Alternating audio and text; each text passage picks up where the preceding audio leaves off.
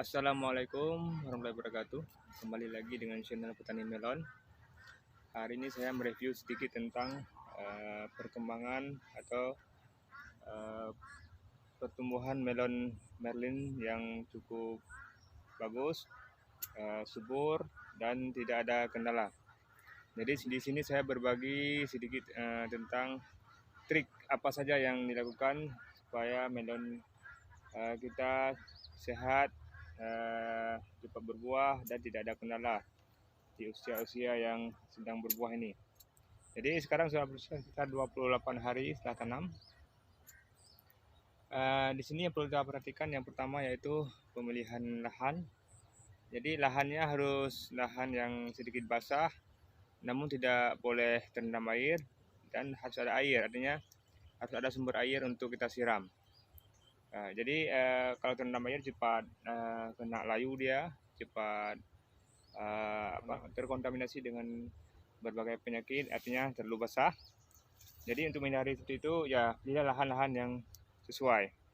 Artinya lahan yang agak kering, yang mudah dibuang air.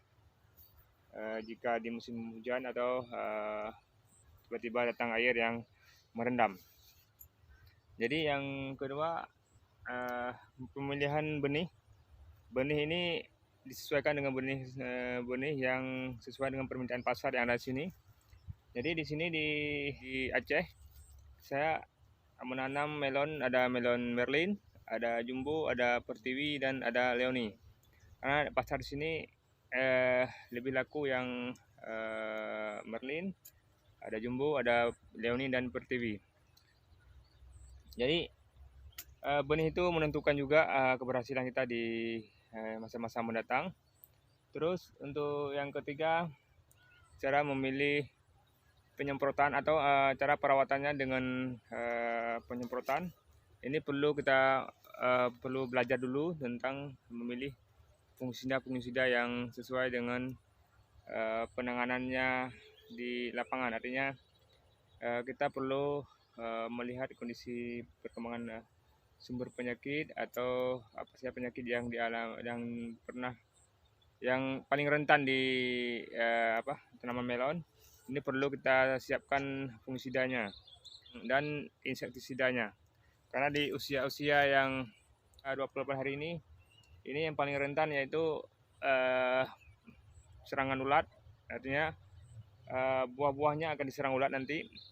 Jika kita tidak semprot, maka buahnya akan terganggu jaringnya nanti, dan ini perlu ditangani secepatnya. Dan fungisidanya pun harus diberikan.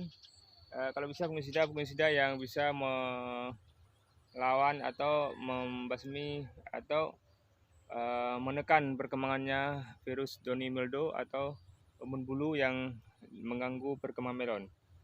Jadi penyakit inilah yang perlu diberikan fungisida yang cocok agar penyakit ini tidak berkembang di usia-usia seperti ini.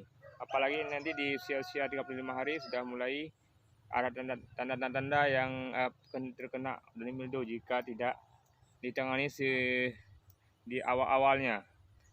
Nah, jadi doni mildew ini dia lebih rentan kena di usia-usia 35 hari setelah tanam. Ini perlu kita tangani, perlu langkah-langkah trik-trik yang gitu. Artinya kita perlu memilih fungisida yang dapat menekan perkembangan doni mildew ini. Apalagi datangnya musim penghujan. Adapun fungisida yang saya pakai di sini, saya lebih suka memakai yang fungisida bahan aktifnya Makozeb atau Carbendazim dan lain-lain yang dapat menekan perkembangan jamur di usia 35 hari ini. Jadi ya untuk selanjutnya ini yang perlu diperhatikan yaitu ini teknik menggantung buah nanti. Jadi buahnya harus digantung, ini tidak boleh terkena musa. Jika terkena musa, ini akan berisiko jika musim penghujan dia akan membusuk di pantatnya melon atau di posisi paling bawahnya melon.